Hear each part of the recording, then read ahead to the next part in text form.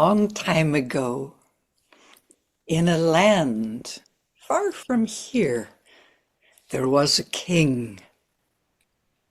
And this king had a garden of incomparable beauty. There were flowers of every color. If you walked through, the aromas, the fragrances would just fill you with joy.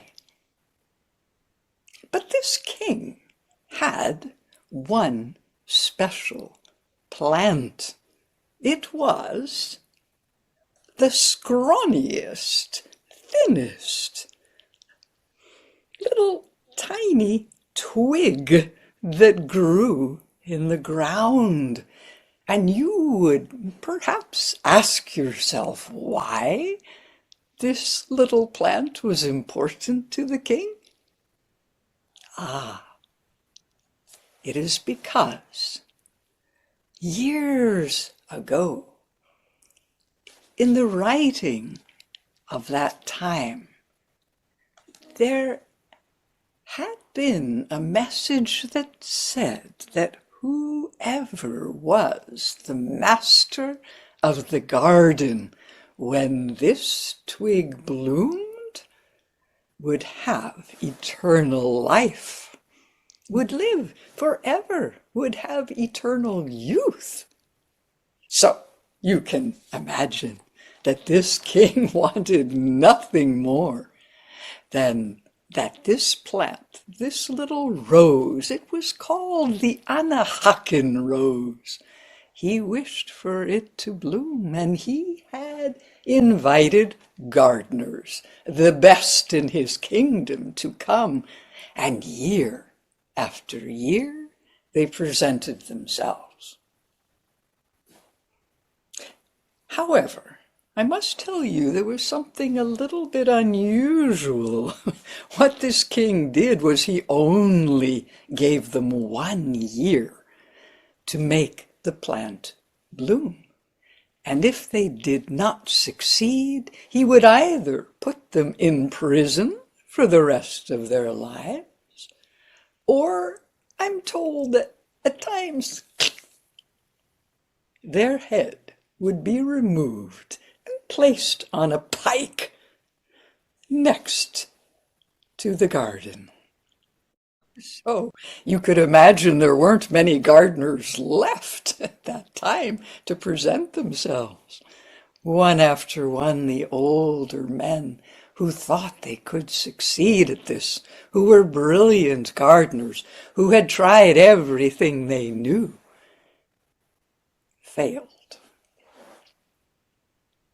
But one day, because there is always one day, is there not? One day, a young man by the name of Sanvel presented himself to the king. "Sire, I believe I can do this. I feel a calling within myself. I really do think I can make the Anahakan Rose bloom." You? You? You have no experience. You dare to present yourself to me here? "I do, sire.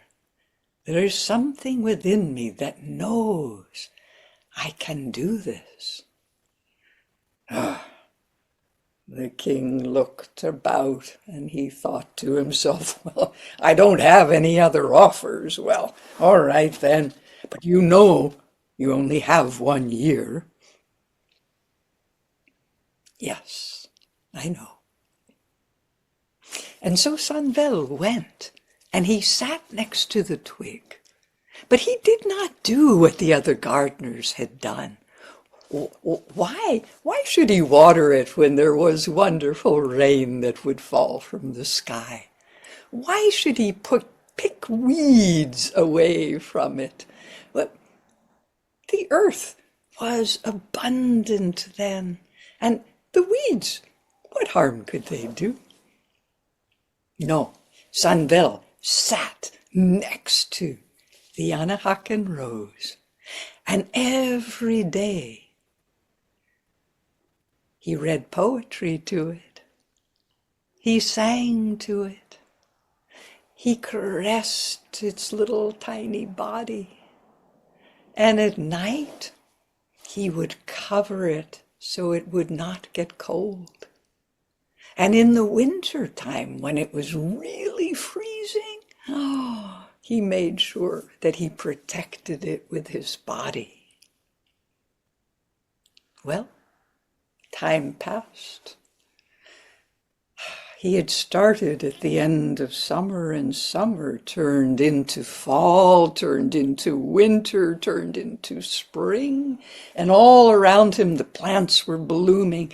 Everything was blossoming, but his little twig stayed the same. He took a deep breath one day and he said, "Anahakan Rose, I have given you all of my love. You know that if I don't succeed, the next gardener will not love you as I have loved you.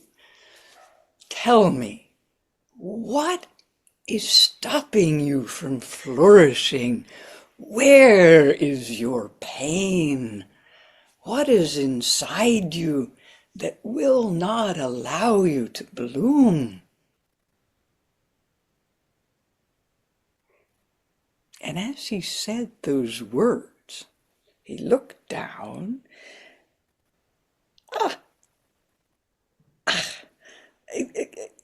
A worm, a hideous worm, crawled out from the bottom of the Anahakan roots, and Samvel reached down to get the worm, but just then a bird flew down and picked up the worm, and he ran after the bird, but then the bird, a snake, came out of the ground and grabbed the bird. And just then, as he was trying to understand what was happening, an eagle flew down and flew away.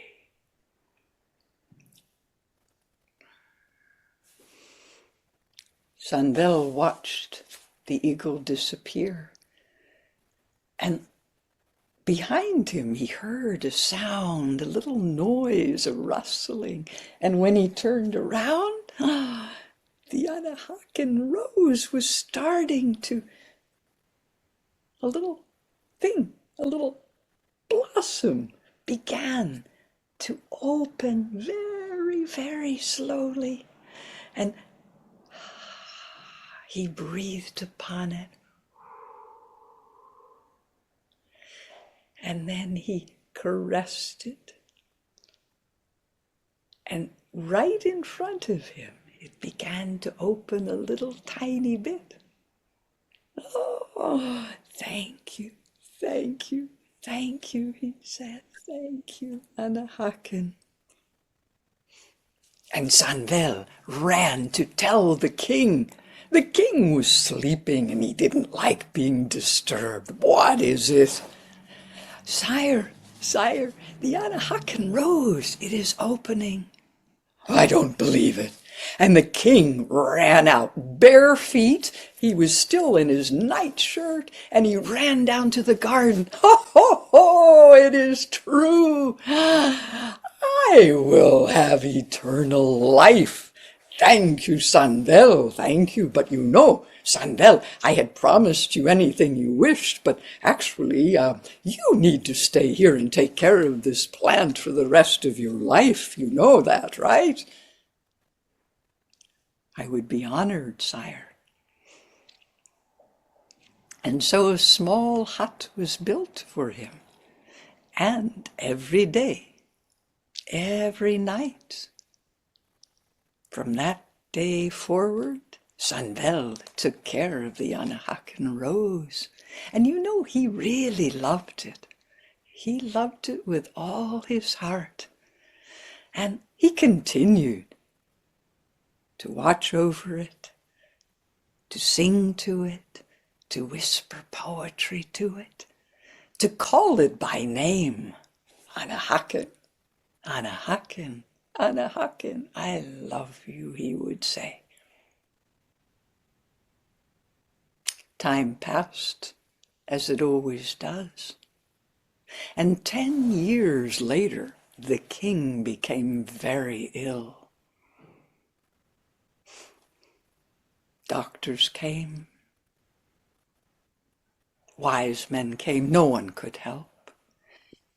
He lay on his deathbed, and he called to Sunvel.